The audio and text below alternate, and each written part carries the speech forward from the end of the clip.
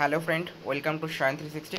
আজকের ভিডিওটা তোমাদের আমি একটা রিকোয়েস্ট করবো যে তোমরা ভিডিওটি সম্পূর্ণ দেখবে। কেন কি আজকে আমরা এই ভিডিওর মাধ্যমে আরপিএফ কনস্টেবল ক্র্যাকিং যে স্ট্র্যাটেজি সেটা তোমাদের সাথে আমি আলোচনা করব। ভিডিওটা একটু লেন্দি হতে পারে, বাট মনোযোগ সহকারে দেখো যদি চাকরিটা পেতেই হয়। আমরা এই ভিডিওতে কী কী আলোচনা করব, কীভাবে পড়লে সফলতা আসবে, জিকেতে কোন বিষয়গুলি ভালো করে পড়তে হবে, বিগত বছরের প্রশ্নের যত ধরনের প্রশ্ন এসেছে সেগুলোকে আমরা অ্যানালাইসিস করেছি, তারপরে কিন্তু তোমাদের সামনে ভিডিওটা নিয়ে এসেছে। এবং রেলওয়ে পরীক্ষায় কোন বিষয়গুলো সব থেকে গুরুত্বপূর্ণ, এই চারটে টপিক যারা মোটামুটিভাবে ক্লিয়ার করতে পারবে, আশা করব তাদের কিন্তু আরপিএফ আরামসে কিন্তু ক্র্যাক করে যাবে এক্সাম। ঠিক আছে, তো চলো আজকের ভিডিওটা আমরা শুরু করি। প্রথমেই তোমাদের সামনে একটা কথা বলি, সেটা হচ্ছে প্রথম যে প্রশ্ন, কীভাবে পড়লে সফলতা আসবে। আমরা প্রত্যেকে জানি যে সফলতার জন্য যেটা দরকার সেটা অবশ্যই হচ্ছে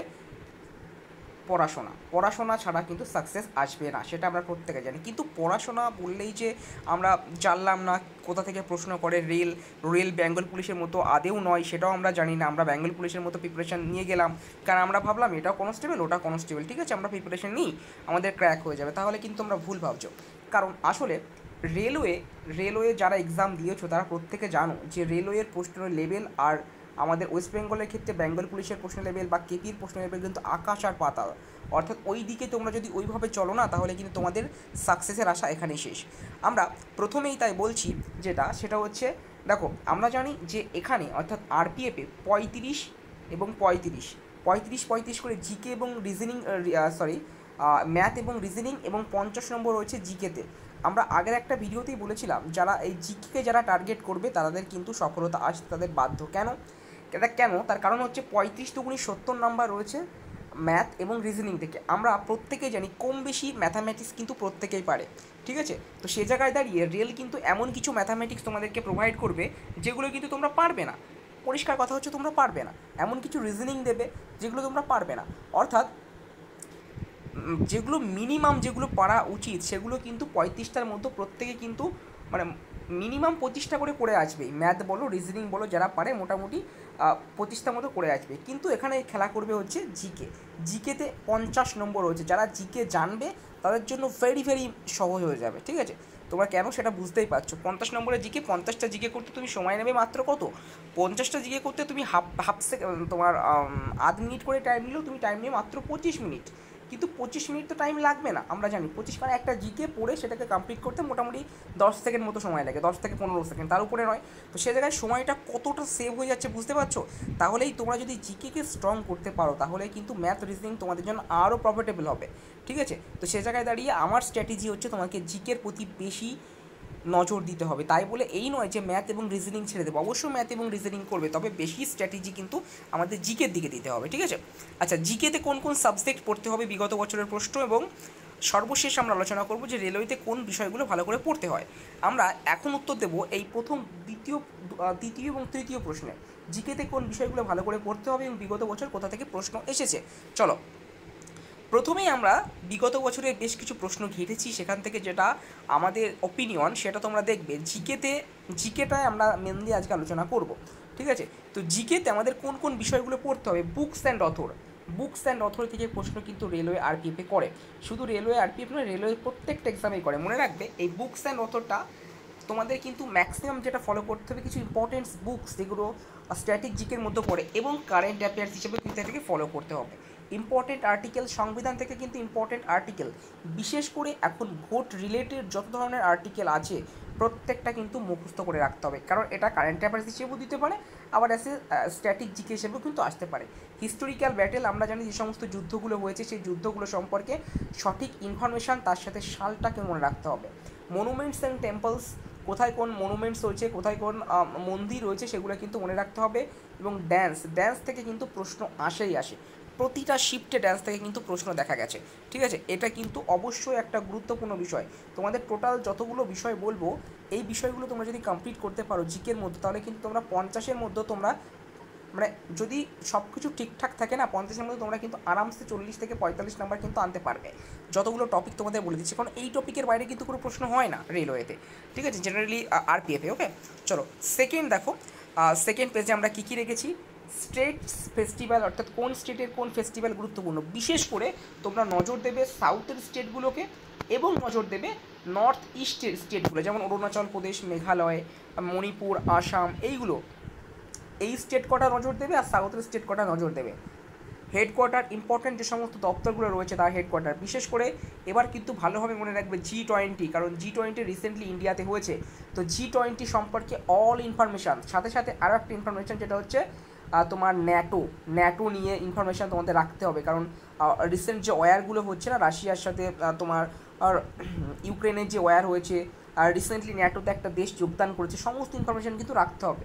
ফাউন্ডার অফ ডাইনেস্টি, অর্থাৎ কোন রাজবংশের কে প্রতিষ্ঠাতা, সেগুলোকে মনে রাখতে হবে। তোমাদেরকে বলে দিই প্রত্যেকটা বিষয় কিন্তু আমরা ভিডিও আনবো, টেনশন করার কিছু নেই। প্রত্যেকটা ভিডিওতে আমরা প্রত্যেকটা বিষয়ের উপর আমরা ভিডিও আনবো, তোমরা শুধু এগুলোকে দেখতে থাকবে, ঠিক আছে। অ্যামেন্ডমেন্টস কোন সংবিধান সংশোধনের মধ্য দিয়ে কি যুক্ত হয়েছে সেটা মনে রাখতে হবে। রিভার অ্যান্ড লেকস, এটা তো যে কোনো পরীক্ষায়, রাজ্যের পরীক্ষা বলো কেন্দ্রের পরীক্ষার জন্য কিন্তু very very important river and lakes. Next দেখো, এই সিন্ধু সভ্যতা যেন আমাদের পিছু ছাড়ে না, রাজ্য হোক কেন্দ্র হোক, সিন্ধু সভ্যতাটাকে অবশ্যই তোমাদের গুরুত্বপূর্ণভাবে দেখতে হবে। এবং সবথেকে গুরুত্বপূর্ণ 2011 জনগণনা, সেন্সাস অফ 2011, এটা আমাদেরকে মনে রাখতে হবে, ঠিক আছে। স্পোর্টস থেকে কিছু প্রশ্ন কিন্তু হয়ই, তোমরা জানো স্পোর্টস এখন কিন্তু রেলওয়ে শুধু রেলওয়ে বলবো না, যে কোনো ডিপার্টমেন্টই কিন্তু ক্রিকেটটাকে ছেড়ে দিচ্ছে, ক্রিকেট ছেড়ে দিয়ে কিন্তু অন্যান্য জায়গা থেকে কিন্তু প্রশ্ন করা শুরু করেছে, সেটাও কিন্তু আমাদের নজরে রাখতে হবে।